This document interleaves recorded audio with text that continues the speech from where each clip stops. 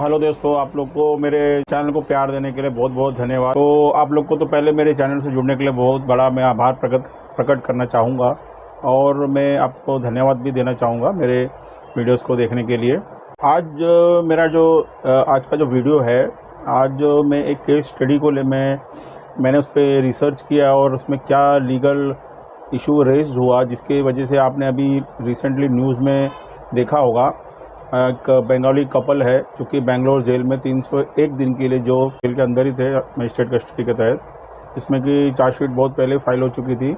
उसके बावजूद भी आप देखेंगे चार्जशीट फाइल होने के लगभग 3-4 महीने बावजूद भी वो लोग जेल में ही थे कि उनका मेन जेल में रहने का कारण ऐसा था। और जो आप देखेंगे न्यूज़ में ये खबर बड़े बड़े न्यूज़ चैनलों में दिखाई गई है।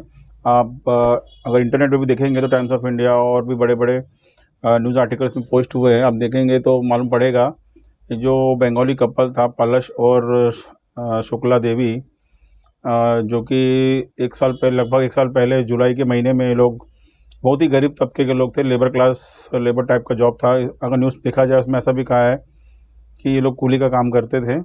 और मैंने जब इसका डिटेल स्टडी मैंने किया इस केस के ऊपर, और बेंगलोर कोर्ट का जब मैंने कुछ जजमेंट्स मैंने डाउनलोड किए और उसके बाद जब मुझे पता चला, तो आप स्टोरी देख के खुद समझ सकते हैं कि ये स्टोरी में किसकी गलती है या किसी की लापरवाही है या जो भी है। आप पूरी जब स्टोरी आखिर तक देखेंगे तो आप खुद समझ सकते हैं कि 75 साल की आज़ादी के बावजूद भी आप देखेंगे कि हमारे देश में अगर देश का नागरिक है तो अगर दूसरे राज्य में जाके अगर कोई व्यवसाय या कोई भी काम करना चाहता है तो वो कितना आसान है या आसान नहीं है, आप खुद ये वीडियो देख के समझ जाएंगे आखिर में कि आम आदमी को अगर हमारे देश में, जो कि हमारे संविधान में आर्टिकल 19 में जो हमें अधिकार मिले हैं, उस अधिकार का हनन होता है या उस अधिकार के तहत हमको प्रोटेक्शन मिलता है, जो भी है। हमें आप पूरा केस स्टडी सुनिए और आप खुद समझ सकते हैं इस केस में इन बंगाली कपल जो कि पलश और उनकी बीवी शकुंतला, और जबकि उनके पास एक 6 महीने का छोटा बच्चा भी था,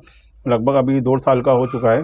तो उनका जो भी केस स्टडी है आप खुद समझिए और आप देखेंगे कि इस केस में ऐसा हुआ है। ये जो बंगाली कपल है जो कि बर्धमान डिस्ट्रिक्ट वेस्ट बंगाल का रहने वाले थे, ये लगभग जुलाई या जून मान लीजिए, जून 2022 में बेंगलोर के एक शहर में जाते हैं काम के तलाश में। और काम की तलाश में जाते हैं, इनके साथ में लगभग एक 6 महीने का एक छोटा बच्चा भी होता है। तो वहाँ पे ये लोग लेबर के जॉब, न्यूज़ के हिसाब से अगर ऐसा ही देखा जाए तो इनके बारे में ऐसा भी कहा गया है कि ये लोग छोटे मोटे मतलब रैक पिकर्स टाइप ये लोग काम करते थे। जो भी है प्लास्टिक वेस्ट है लोग जमा करके शाम को लगभग 300-400 एक आदमी कमा लेता था मेहनत करके, दिन भर की कमाई। और आप देखेंगे कि जो फॉरेनर्स एक्ट के तहत पे इन 2 आरोपियों के ऊपर जो एफआईआर हुई थी, उसमें जो सेक्शन लगे हैं, पहला जो लगा section under section 14B of foreigners act 1946, और दूसरा जो लगा है under section 7(2) of foreigners order 1948। In 2 act के तहत इन दोनों आरोपियों को अरेस्ट कर लिया जाता है। इस एफआईआर, जो कि एफआईआर नंबर है क्राइम रजिस्टर नंबर 165/2022, जो कि ये क्राइम रजिस्टर्ड हुआ है वर्थुर पुलिस स्टेशन के तहत, जो कि बेंगलोर रूरल डिस्ट्रिक्ट के वर्थुर पुलिस स्टेशन के अंडर में ये जुरिडिक्शन आता है। जो कि उसमें अरेस्ट होने के बाद में इसमें आप देखेंगे जो आरोपी का नाम है पलश और उनकी वाइफ शुक्ला देवी अधिकारी। तो ये 2 आरोपी हैं जो कि इसमें बेसिकली आरोपी नंबर 3 और 4 हैं। उसके अलावा आप देखेंगे इस सीआर के अंदर, जो कि सीआर नंबर है 165/2022 registered before Varthur police station Bangalore. तो इस 2 आरोपी के अलावा आप देखेंगे इस सीआर में और भी टोटल देखेंगे तो 7 आरोपी हैं, जिसमें आप देखेंगे उसमें मैं अभी आप चाहें तो नाम जाके आप चेक कर सकते हैं, क्योंकि मेरा जो ये स्टोरी है मैं इस केस को ज़्यादा डिटेल में डिस्कस नहीं कर सकता हूँ कि मैटर अभी भी पेंडिंग है कोर्ट के सामने। मेरा खाली ये स्टोरी है। इनकी स्टोरी जो शुरू होती है अंदर अरेस्ट होने से बेल होने तक के बीच तक का मैं जानकारी आपको बता दूंगा कि इतना समय क्यों लगा और क्यों इनको इतना डिले हुआ इनको बेल मिलने में। तो ये इस चीज़ के ऊपर मेरा आज का डिस्कशन है। तो देखेंगे ये आरोपी जो हैं, आरोपी नंबर 3 और 4 है कोर्ट के सामने जो मैटर पेंडिंग है, तो उनमें से इनको जो 3 और 4 करके मतलब इनको अरेस्ट किया, और टोटल आप देखेंगे तो इसमें 7 आरोपी हैं। पुलिस का ऐसा मानना है कि जब इनको अरेस्ट किया, इन सब ने बताया कि ये रहने वाले हैं बांग्लादेश के और ये इनके पास कोई भी वैलिड डॉक्यूमेंट नहीं है। हालांकि आप देखेंगे कोर्ट के सामने इन्होंने दलील दी कि इनके पास पैन कार्ड और आधार कार्ड की फ़ोटोकॉपी थी, जो कि इन्होंने पुलिस को दिखाई, बट पुलिस ने उनको नहीं माना। पुलिस ने इनकी जो बातों को नकार दिया और इन्होंने अरेस्ट करके इनको रिमांड लेके बाद में कोर्ट जेल में मजिस्ट्रेट कस्टडी के तहत ये लोग सेंट्रल जेल में इनको, मतलब ऐसा था कि सेंट्रल जेल में ये लोग को ट्रांसफ़र कर दिया पुलिस रिमांड के बाद। अभी पुलिस रिमांड क्या होता है आपको मैं शॉर्ट में बता दूं। अगर कोई भी आदमी अरेस्ट होता है, जब तक उसको मजिस्ट्रेट कस्टडी ना दी जाए तब तक वो पुलिस लॉकअप, जो कंसर्न पुलिस स्टेशन है जिन्होंने अरेस्ट किया है, इसको वहीं पर रखा जाता है और उनसे पूछताछ की जाती है। जब इनका पुलिस रिमांड ख़त्म हो जाता है फिर उसको जुडिशियल कस्टडी या तो मजिस्ट्रेट कस्टडी का जो कहा जाता है, ये 14-14 दिन की रिमांड होती है। 14-14 दिन में मजिस्ट्रेट के सामने इनको प्रोड्यूस किया जाता है। मजिस्ट्रेट पूछता है कोई तकलीफ़ है या इनको कुछ कहना है या इनको बेल लेना है, सब ये लोग मजिस्ट्रेट कस्टडी में आने के बाद ही ये लोग पुटअप कर सकते हैं। और कहीं कहीं तो ऐसा हो गया कि इनको फिजिकली प्रोड्यूस नहीं करते और वर्चुअल वीडियो कॉल से ही मजिस्ट्रेट अपने चैम्बर से, अपने कोर्ट से इनको देख लेता है और ऑनलाइन ही डिस्कस कर देता है। तो वो लोग, ऐसा माना जाता है कि 14 दिन की रिमांड ऑनलाइन एक्सटेंड हो जाती है। तो एक प्रोसीजर है आजकल, जो प्रोसीजर नया अडॉप्ट हो रहा है क्योंकि अब सब ऑनलाइन होने के सिस्टम पे चल पड़ा है। तो ये part and procedure of the legal fraternity का ये प्रोसीजर है, उसमें कुछ ज़्यादा इशू नहीं है। तो इतना मान लीजिए जब मजिस्ट्रेट कस्टडी में होता है तो 14-14 दिन की रिमांड एक्सटेंड होती रहती है। तो इस केस में ऐसा होता है कि इनके अरेस्ट होने के बाद में सितंबर महीने में पुलिस इनके खिलाफ चार्जशीट फाइल कर देती है। इन सातों के खिलाफ चार्जशीट फाइल होने के बाद में केस की सुनवाई भी शुरू हो जाती है, विटनेस आना शुरू हो जाते हैं। विटनेस आना शुरू होने के बाद में भी आप देखेंगे कि इसमें ये जो बाकी और भी जो आरोपी है उनकी बेल ऑलरेडी रिजेक्ट की गई है कोर्ट के द्वारा। मैं उनकी जानकारी आपको अभी नहीं प्रोवाइड कर रहा हूँ क्योंकि मुझे इन दोनों से ही रिलेटेड है, क्योंकि इनको अभी ऐसा जो लास्ट ऑर्डर मजिस्ट्रेट ने पास किया है, कंसर्न मजिस्ट्रेट ने, जिस कोर्ट के सामने इनका केस पेंडिंग है, उन्होंने ऐसा माना कि प्राइमा फेसी जो डॉक्यूमेंट प्रोवाइड किया है, जिस जगह बंगाल के इनके गाँव के जो भी समझ सकते हैं मुखिया है, वहाँ से जो भी लेटर इन्होंने प्रोवाइड किया जिसमें इन्होंने कहा है कि ये वहाँ के निवासी हैं, उसको कंसिडर करते हुए इनको बेल दे दी गई है। तो मैं स्टेप बाय स्टेप आता हूँ कि स्टार्टिंग में क्या हुआ और इनको अरेस्ट करने के बाद क्या हुआ कि इतनी देरी हो गई। अगर ये देश के निवासी हैं और देश के नागरिक हैं, जब इनको कॉन्स्टिट्यूशन में अधिकार मिला हुआ है कि देश के किसी भी हिस्से में जाके ये अपना व्यापार, नौकरी, धंधा कुछ भी कर सकते हैं, ये कॉन्स्टिट्यूशन द्वारा इनको अधिकार है जिसको कोई नहीं ले सकता, फिर उसके बावजूद ये देश के नागरिक हैं, तो इनके साथ ऐसा क्या हुआ कि ये 301 दिन तक लोग जेल में रहे और मजिस्ट्रेट कस्टडी में थे। तो कैसा क्या हुआ इनके साथ कि इनको बेल लेने में इतना समय लग गया, तो वो जानना बहुत ज़रूरी है आज की मेरे इस केस की स्टडी में जो मैं लेकर आया हूँ। तो स्टार्ट करते हैं फिर से कि पुलिस ने इनको अरेस्ट किया और जेल में डाल दिया। आपको पता है कि अरेस्ट करने के कुछ प्रोसीजर्स होते हैं। अरेस्ट आदमी को करना होता है तब क्या करना पड़ता है पुलिस को। आप देखिए CRPC में सेक्शन 41 अगर आप देखेंगे उसमें साफ साफ क्या कहा गया है, अरेस्ट का प्रोसीजर क्या होता है, आप देख लीजिए। 41 है arrest of persons when police में अरेस्ट विदाउट वारंट।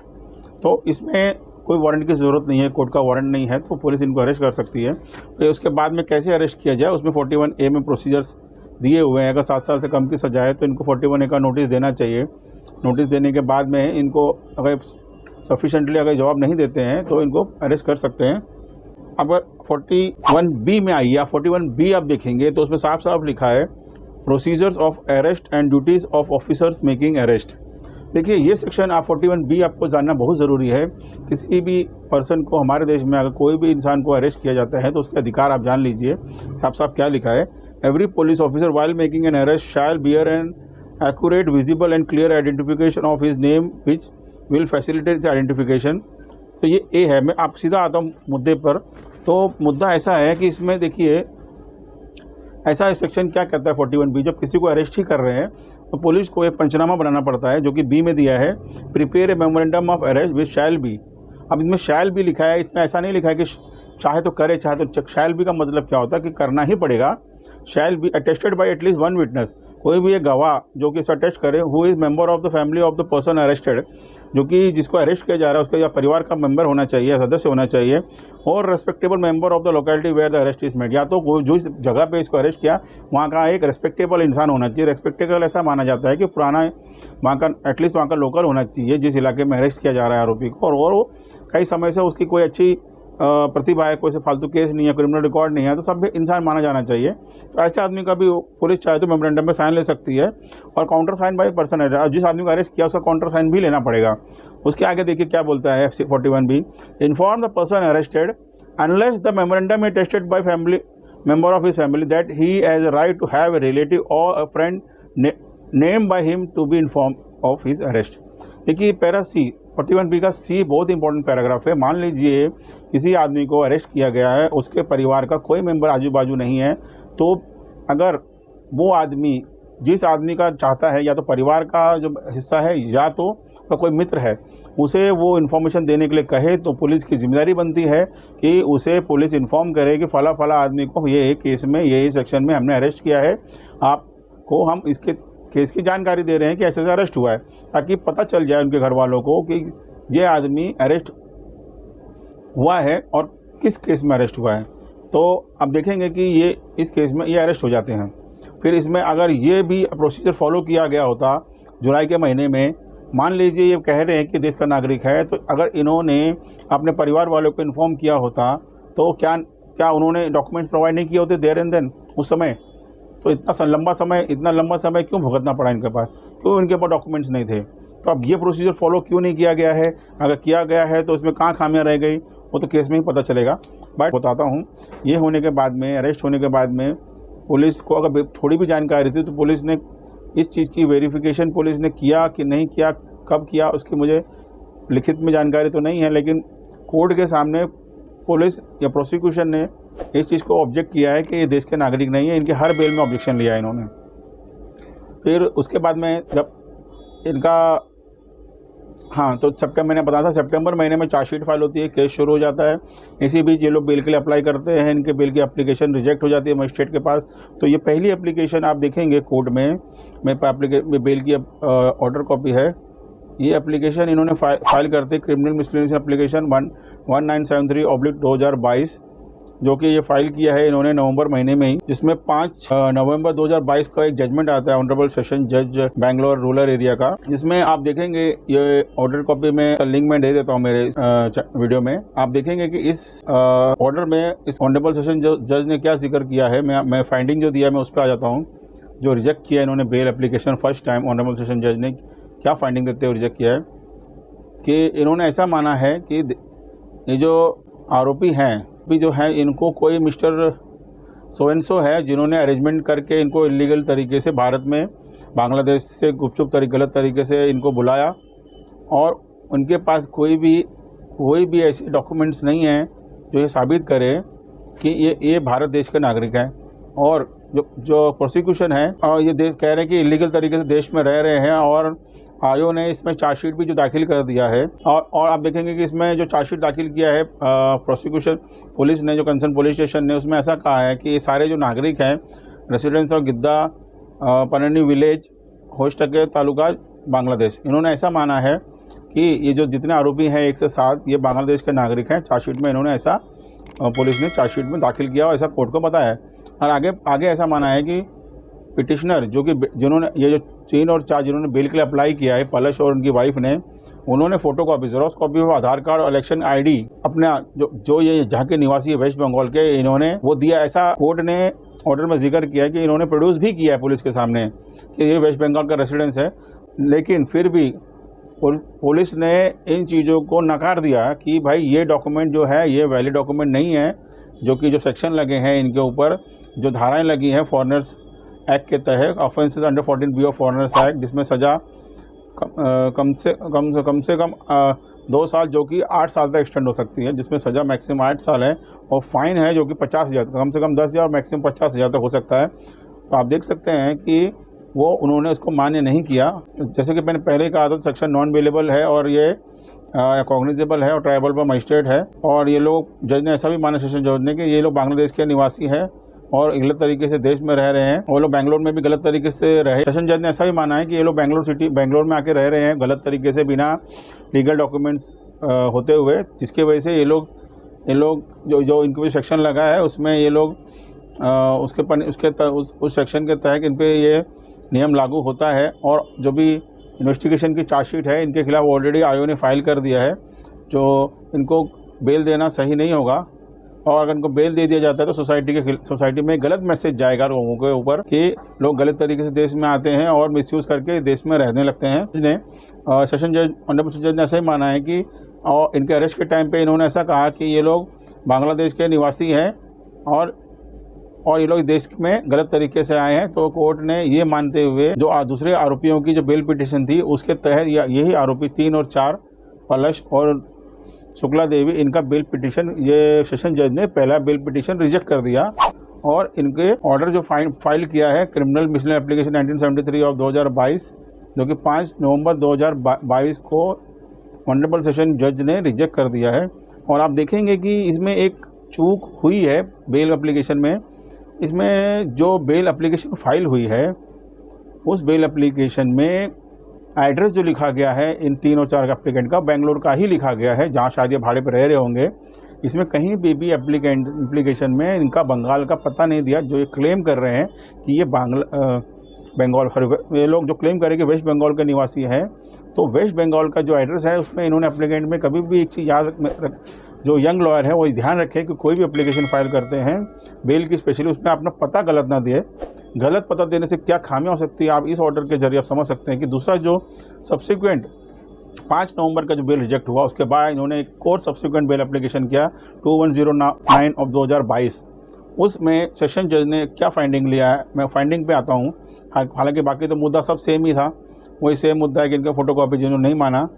तो इसमें जो इन्होंने जो बेल पिटिशन रिजेक्ट किया है, बेल पिटिशन रिजेक्ट करने का मेन कारण सेशन जज ने ये माना है, बाकी तो सब रीज़न सेम ही है कि इनके पास फोटोकॉपी ऑफ आधार कार्ड और ये इलेक्शन आईडी है। और मेन पार्ट इन्होंने ये माना है कि इस एप्लीकेशन में इन्होंने अपना एड्रेस बुर्दमान वेस्ट बंगाल जमालपुर का दिखाया है, जबकि पिछली पिटीशन में इन्होंने अपना एड्रेस बेंगलोर का दिखाया था। हाँ, तो इस पिटीशन में इसमें जज ने ऐसा ही माना है कि इस पिटीशन में इन्होंने कोर्ट के सामने Aadhaar card, bank passbook, transfer certificate, birth certificate of the child. देखिए, इसमें एक नई चीज जो ऐड होकर आई है, आप देखेंगे इस बेल एप्लीकेशन में कि इसमें तो काफी सारी चीज इन्होंने कोर्ट के सामने प्रोड्यूस करी है। आधार कार्ड दिया है, बैंक पासबुक दिया है, ट्रांसफर सर्टिफिकेट तक दिया है अपना स्कूल का, और बर्थ सर्टिफिकेट। अब देखेंगे बर्थ सर्टिफिकेट जो इनका बच्चा है इस देश में पैदा हुआ है उसका बर्थ सर्टिफिकेट भी इनके पास है, पैन कार्ड भी है।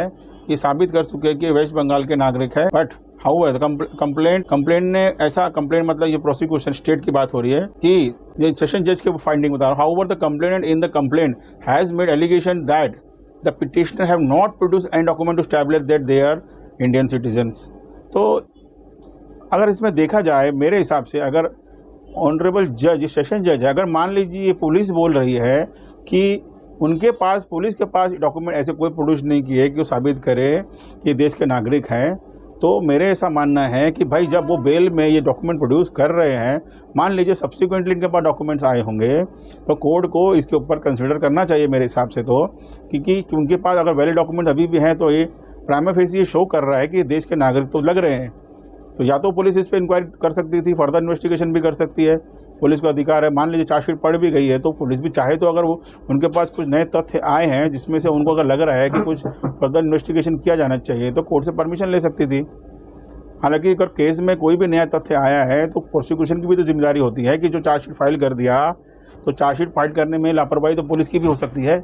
उस चीज़ों पर तो पुलिस ने ध्यान नहीं दिया। अगर इन डॉक्यूमेंट्स होने के बावजूद भी कोर्ट ने प्रोसिक्यूशन की बात मानी सेकेंड सब्सिक्वेंट एप्लीकेशन में कि इन्होंने पहले एड्रेस गलत बताया, बेंगलोर का बताया, आप ये बंगाल का बता रहे, क्योंकि कॉस्ट टाइटल में इन्होंने एड्रेस पहले के एप्लीकेशन में टेम्परेरी एड्रेस डाला था और वहाँ के वकील ने इस चीज़ों पे ध्यान नहीं किया होगा, गौर नहीं किया। हालांकि जो एवरमेंट हुआ है, एवरमेंट में तो वो एक ही चीज़ बोल रहे कि वो लोग बंगाल के रेसिडेंट्स हैं, हालांकि टाइटल में उन्होंने बाई मिस्टेक डाल दिया होगा, जो भी रीज़न रहा हो। बट उस वजह से इस सेकेंड जो बेल एप्लीकेशन है वो उसी ग्राउंड पे चेक कर दिया। हाउवर लिखा है इन्होंने सेशन जज ने कि हाउवर पुलिस स्टेशन के बगैर जो इन्होंने बयान दिया कि ये लोग बंगाल के निवासी हैं, उसके मद्देनज़र रखते हुए इनका बेल एप्लीकेशन कोर्ट ने फिर से रिजेक्ट कर दिया, जो कि 21/09/2022 में फाइल किया था। सब्सिक्वेंटली उसको फिर से रिजेक्ट कर दिया।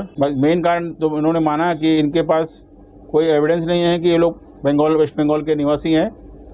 हाँ, तो और दूसरा पहले एप्लीकेशन में इन्होंने एड्रेस गलत दिखा तो बेंगलोर का, और जिसकी वजह से इन्होंने फिर वही सेम पॉइंट लिया कि दूसरे आरोपियों की बेल रिजेक्ट कर दी, तो ये बेल भी इसी ग्राउंड पे इन्होंने फिर से रिजेक्ट कर दी, क्योंकि 19 पहली 5 नवंबर, दूसरी 19 नवंबर 2022 को आप देखेंगे तो ये बेल भी पहले भी सेम ऑनरेबल सेशन जज के पास थी, उसके बाद भी सेम ऑनरेबल सेशन जज के पास गई, तो दोनों तारीख की बेल इनकी रिजेक्ट कर दी गई इन्हीं ग्राउंड को लेकर। और आप देखेंगे कि इसके बाद जो इनको बेल दी गई है सब्सिक्वेंटली, आप देखेंगे नवंबर, जनवरी, फरवरी, मार्च के महीने में इनको जो बेल ऑर्डर हुआ है, वो बेल ऑर्डर हुआ है, वो तारीख है उसकी, इसकी आप देखेंगे 23 मार्च को कंसर्न्ड मजिस्ट्रेट जो कि इनका केस ट्रायल चल रहा है, उसी मजिस्ट्रेट के सामने इन्होंने फिर से एक बेल एप्लीकेशन में ऑर्डर होता है, जिसमें जो कंसर्न मजिस्ट्रेट है वो इनको बेल देते हुए जो रीज़न दिया है, उन्होंने क्या रीज़न दिया है आपको देख के भी बहुत सरप्राइज़ लगेगा। उन्होंने ऐसा माना है कि डॉक्यूमेंट पहले तो सेशन ऑनरेबल सेशन जज ने 2 बेल एप्लीकेशन रिजेक्ट कर दी, पहले भी मजिस्ट्रेट के सामने एप्लीकेशन की, सेशन जज में तो अपील पे गए, उसके बाद फिर मजिस्ट्रेट के सामने इनकी बेल एप्लीकेशन की गई। इसमें प्रोड्यूस द डॉक्यूमेंट, उन्होंने कहा है कि मजिस्ट्रेट ने कंसर्न बेंगलुरु सिटी रूरल में कि इन्होंने जो डॉक्यूमेंट प्रोड्यूस किए हैं जो ग्राम पंचायत के तरफ से कि ये जो है 3 और 4 आरोपी भारत के नागरिक लगते हैं, और तो जो डॉक्यूमेंट जो मैं शब्द है मैं उनको शब्द को रीड कर देता हूँ ताकि आप खुद समझ सकते हैं कि क्या कहा है मजिस्ट्रेट ने, concern magistrate. The copy of the document produced by the accused number 3 and 4 clearly noticed that they are residents of Jaugram village, Jamalpur, Burdwan district, West Bengal state. Furthermore the investigation officer had already filed chargesheet against the accused number 3 and 4, therefore the accused number 3 are not required for investigation. देखिए magistrate ने साफ साफ माना है ये सब exercise होने के बाद मार्च के महीने में कि इस केस में चार्जशीट ऑलरेडी फाइल हो चुकी है। जो डॉक्यूमेंट इन्होंने अभी प्रोड्यूस किया है इससे प्राइमा फेसी लगता है कि ये लोग वेस्ट बंगाल के नागरिक हैं, सो एंड सो गाँव में। तो इसके लिए अब जब चार्जशीट फाइल हो चुकी है, इन्वेस्टिगेशन कंप्लीट हो चुका है, तो इनको जेल में रखने से कोई फ़ायदा नहीं होने वाला, तो इनको बेल दे दी जानी चाहिए। और देखेंगे कि इनको बेल ग्रांट कर दिया गया। बट अभी आप देखेंगे कि मार्च में बेल होती है 28 मार्च को, और आप देखेंगे पूरा अप्रैल का महीना चला जाता है, पूरा मई के महीने में एंड में ये लोग जेल से रिलीज़ हो पाते हैं। और आपको ये जो बेल है और बेल से ऑर्डर और ऑर्डर से रिलीज़, ये 2 चीज़ें हैं, ये चीज़ों को आपको समझना ज़रूरी है। अगर कोई भी आम इंसान है ये उनके लिए बहुत जानना ज़रूरी है। देखिए वकील लोग क्या करते हैं, वकील लोग कोर्ट से ऑर्डर तो ले लेते हैं बेल का, लेकिन बेल लेने के समय जो रिलीज़ ऑर्डर होता है उसमें कुछ कंडीशन सेंट्रल जेल को भेजनी पड़ती है। वो रिलीज़ ऑर्डर में करने से पहले उनको जो श्योरिटी होती है वो श्योरिटी देनी पड़ती है। यहाँ पे मजिस्ट्रेट ने क्या कंडीशन लगाई है आप देखते हैं। The accused number 3 shall execute the personal bond of 50,000 with cash surety of 25,000 each and 1 local surety with copy of sale deed. अब यहाँ देखेंगे कि इन दोनों आरोपी से 50,000 का बॉन्ड लिया और 25,000 का कैश श्योरिटी मांग लिया। वो तो ठीक है, कैश श्योरिटी ये लोग दे देते, लेकिन अब यहाँ समस्या क्या आती है, 25,000 का कैश श्योरिटी के बावजूद एक लोकल श्योरिटी मांगा जिसकी सेल डीड होनी ज़रूरी है। और आप देखेंगे कि ये जो लोकल श्योरिटी है जिसमें सेल डीड कंपलसरी मांगा है वो इतना आसान नहीं होता है एक कॉमन इंसान के लिए। तो 200-400 रुपये की दिहाड़ी मजदूरी करता है, वो लोकल जिसको जानता नहीं है, वो बंगाल से आया है, इतनी दूर कौन उनकी ज़मानत लेगा। तो ये एक बहुत बड़ी समस्या लोकल में खड़ी हो जाती है, जो कि इनको पूरा करने के लिए इनको 2 महीने का समय लगता है। और 2 महीने के समय में जब इन्होंने श्योरिटी पूरी करने के बाद इनको बेल का जो कंडीशन कंप्लाई होने के बाद इनको मई महीने में, या रिसेंटली आप मानेंगे कि मई एंड 2-3 दिन पहले 28 के लगभग इनको मई 28 के लगभग ये लोग जेल से रिलीज़ हुए। तो खबर इनकी अखबार में आ गई 1-2 दिन से कि ये लोग अभी रिलीज़ हो चुके हैं। आप न्यूज़ में जाएंगे तो न्यूज़ में सारे आप आर्टिकल ढूंढेंगे इनके ऊपर, तो ये आर्टिकल आपको आसानी से मिल जाएगा। वर्तमान फ़ोटो के साथ में आप देखेंगे कि ये फ़ोटो के साथ में इनका आर्टिकल छपा हुआ है। आप कोई भी न्यूज़ चैनल पे देख लीजिए आर्टिकल्स वगैरह, इस पर जो आप गूगल सर्च करके देख लेंगे। बट इनको ऐसा माना है कि इनमें न्यूज़ में क्लियरली कुछ चीज़ नहीं दी है। इन्होंने लिखा है कि ऑर्डर अप्रैल 28 को हुआ है और मई 24 को रिलीज़ हुए। बट मैंने पास जो ऑर्डर कॉपी है उसमें साफ साफ लिखा है ये 28 मार्च को बेल का ऑर्डर हुआ है, और अगर 24 मई को भी रिलीज़ होते हैं, अगर 24 मई को इन लोग पुलिस सेंट्रल जेल से अगर बाहर आते हैं तो लगभग 2 महीने ऑर्डर होने के बाद ये 2 महीने जेल में थे। तो देखा जाए तो काफ़ी बड़ी समस्या है, इतना समय नहीं लगना चाहिए बेल ऑर्डर को कंप्लाई करने में। तो इसमें तो अभी जो जुडिशरी का सिस्टम है उसमें हम ज़्यादा नहीं कुछ बोल सकते, लेकिन एक कॉमन मैन को इन चीज़ों को ध्यान रखना चाहिए कि अब बात आते हैं कि यह समस्या क्यों आई। तो शुरू से क्रोनोलॉजी को समझते हुए हम एक चीज़ डिस्कस कर लेता हूँ। पहले देखिए article 19 of constitution of India क्या कहता है। हर जो इंसान जो इस देश का नागरिक है उसके लिए ये आर्टिकल 19 में क्या प्रावधान है, जिसके तहत वो इस देश में किसी राज्य में जाने से पहले क्या किसी की परमिशन लगती है या नहीं लगती है, और अगर नहीं लगती है तो क्यों नहीं लगती है, उसकी जानकारी मैं आर्टिकल पढ़ के बताता हूँ। अब आर्टिकल 19 को ध्यान से देखिए। Protection of certain right regarding freedom of speech etcetera all citizens have shall have. See the important क्या शैल है, यहाँ पे मैं नहीं दिया है, कोई इफ एंड बट की बात नहीं है, शैल लिखा है। Shall have the right to freedom of speech and expression, to assemble peacefully and without arms, to form association or unions, to move freely। देखिए इसमें सब सेक्शन डी देखिए, to move freely throughout the territory of India। ई में क्या कहा, to reside and settle in any part of the territory of India and to practice any profession or to carry on any occupation, trade or business। तो आप देखेंगे कि हम लोग के जो राइट्स है आम नागरिक के यहाँ पे प्रोटेक्ट किए गए हैं आर्टिकल 19 में, कि हम देश के किसी भी हिस्से में जाके कोई भी व्यवसाय कोई भी काम कर सकते हैं या रह सकते हैं। जो कि अब देखा जाए तो इसमें ऐसा तो इन्होंने ऐसा कोई भी इलीगल काम नहीं किया अगर ये देश के नागरिक हैं, पलश एंड शुक्ला देवी। तो आर्टिकल 19 में इनका प्रोटेक्शन था कि देश के किसी भी हिस्से में जाके कोई भी काम कर सकते हैं। तो ऐसी क्या बात हो गई जो अपने देश के नागरिक होते हुए इनके ऊपर फॉरेनर्स एक्ट के तहत केस दाखिल हुआ और इनको अपनी बात को रखने के लिए इतना समय लग गया। तो मैं एक छोटा सा आपको एक जोक समझिए एग्जाम्पल के तहत समझाना चाहूँगा। एक समय की बात होती है, एक बड़ा अच्छा आर्टिकल मैंने कहीं पढ़ा था, ऐसा ही था कि एक जंगल है, जंगल में हाथी बहुत तेज़ी से जा रहा होता है, कहीं समझ लीजिए भाग रहा होता है, और जंगल का राजा शेर हाथी को रुकाता है, बोले हाथी साहब रुकिए, कहाँ जा रहे हो। तो हाथी क्या करता है, बहुत जल्दी में होता है, बोलता है मैं रुक नहीं सकता, मुझे बहुत जल्दी। बोला क्या हुआ, बोला नया फरमान आया है, आपको पता नहीं जंगल में। बोला नहीं। बोला जितनी भी जंगली भैंसें हैं उनको पकड़ के फटाफट जेल में भर दिया जाए। तो शेर ने बोला ओहो जेल में भर दिया जाए तो भैंसों का तो तुम्हें क्या तकलीफ है, तुम क्यों भागे जा रहे हो। तो अब यकीन नहीं करेंगे हाथी ने क्या जवाब दिया। हाथी ने यही जवाब दिया कि मैं ऐसा नहीं, मैं हाथी हूँ, इस चीज़ को साबित करने के लिए मेरी पूरी ज़िंदगी गुजर जाएगी, इसलिए इससे अच्छा है, साबित करना अच्छा मैं जंगल छोड़ कर दूसरे जंगल चले जाता हूँ। तो कुछ चीज़ें हमारे देश में समझ लीजिए, ये परफेक्ट एग्जाम्पल है इस चीज़ का। ये देश के नागरिक हैं, इनको ये साबित करने के लिए ही इनको आप देख सकते हैं। अब कितना समय लगेगा कोई नहीं जानता, क्योंकि इनका केस जो है अभी भी पेंडिंग है। इनको खाली 301 दिन जेल में रहने के बाद इनको बेल दी गई है। और बेल जो दी गई है उसमें जो कंडीशन दी गई है, तो वो कंडीशन अगर उन्होंने फिर अगर तोड़ी तो शायद इनकी बेल खारिज भी हो सकती है। तो इनको जो भी है अभी आगे ध्यान रखना है कि अपने वकील के टच में रहे जब तक केस खारिज नहीं होता। अब देखा जाए तो पहली बात तो थी जब आर्टिकल 19 में इनके पास प्रोटेक्शन था तो इनको पुलिस ने क्यों अरेस्ट किया। तो इनकी भी थोड़ी सी जिम्मेदारी सिटीजन ऑफ इंडिया के तहत, अपने सिटीजन होने के नाते हमारी भी जिम्मेदारी है, कहीं भी आप देश के हिस्से में जाते हैं तो अपना ओरिजिनल पहचान पत्र हमेशा कैरी करिए।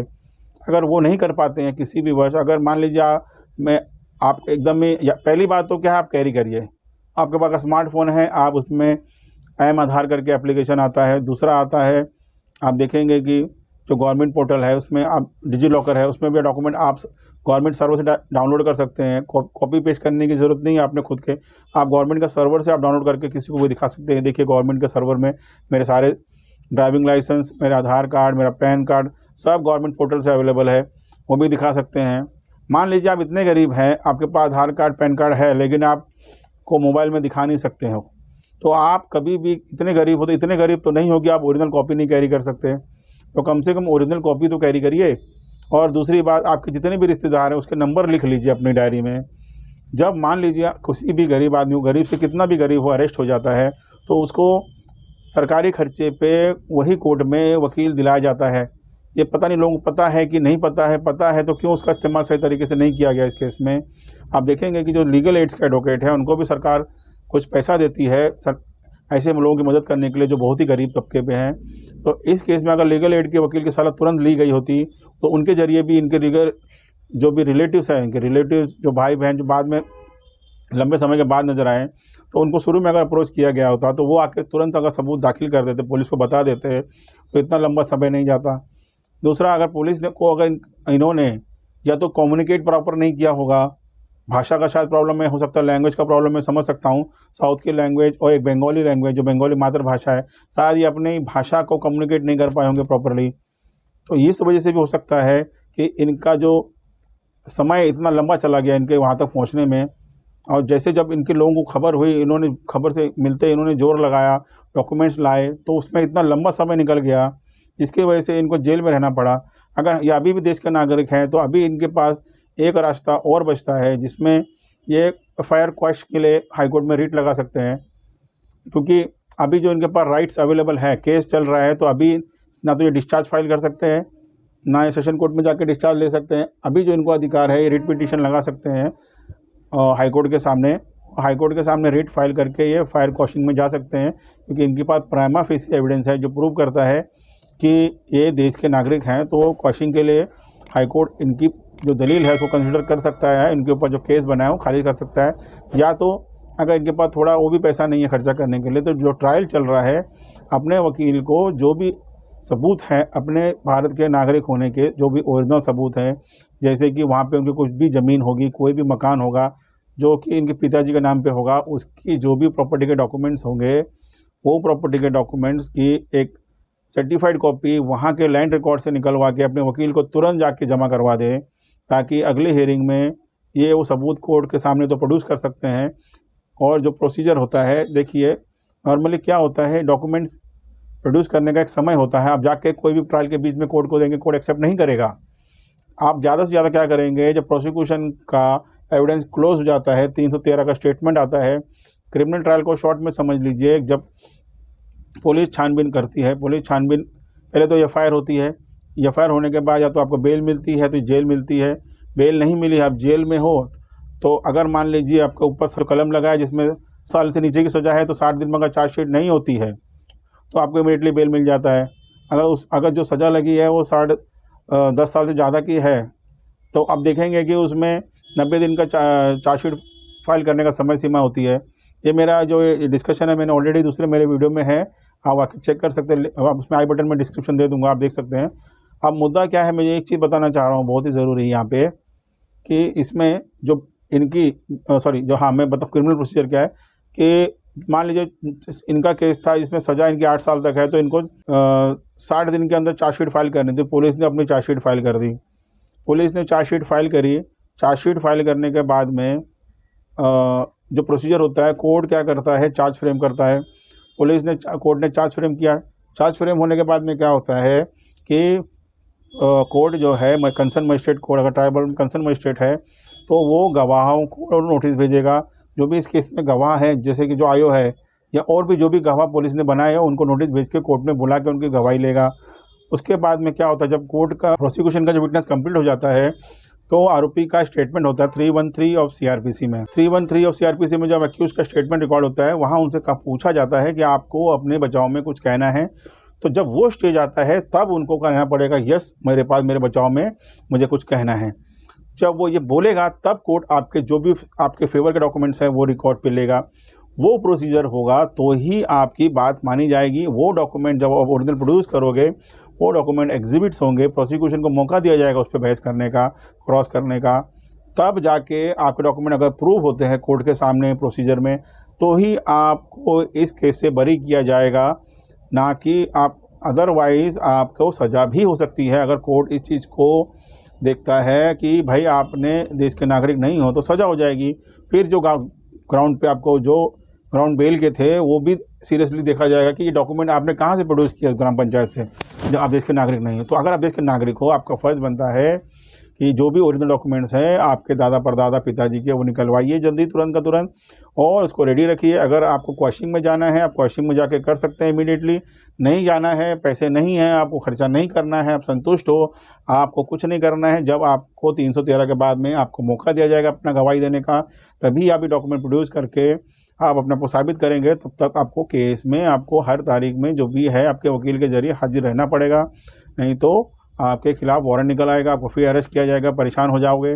तो इन चीज़ों को आपको ध्यान रखना है। क्रिमिनल प्रोसीजर क्या होता है, ये देश में, हमारा देश में जो प्रोसीजर है क्रिमिनल का इस तरीके से चलता है। तो ये चीज़ें हैं देश में, तो मेरी जो आज का जो मेरी केस स्टडी थी, मैंने इसमें काफ़ी रिसर्च किया, तो मैंने जो ऑर्डर है, मैं जो इनमें बेल ऑर्डर्स हैं लोगों को समझना है, क्योंकि स्टोरीज़ में तो न्यूज़ में जो पूरा आर्टिकल्स आते हैं वो पूरे नहीं रहते हैं। उसको समझने के लिए मुझे इसके बेल ऑर्डर निकालने पड़े कोर्ट के वेबसाइट में जाके, तब मुझे पता चला कि एक्चुअल इनकी स्टोरी क्या थी, इनके साथ हुआ क्या, इनके बेल क्यों रिजेक्ट कर दी गई पहले, और जो लास्ट में बेल दी गई है कंसर्न मजिस्ट्रेट ने ही दी है जहाँ पे इनका मैटर पेंडिंग है।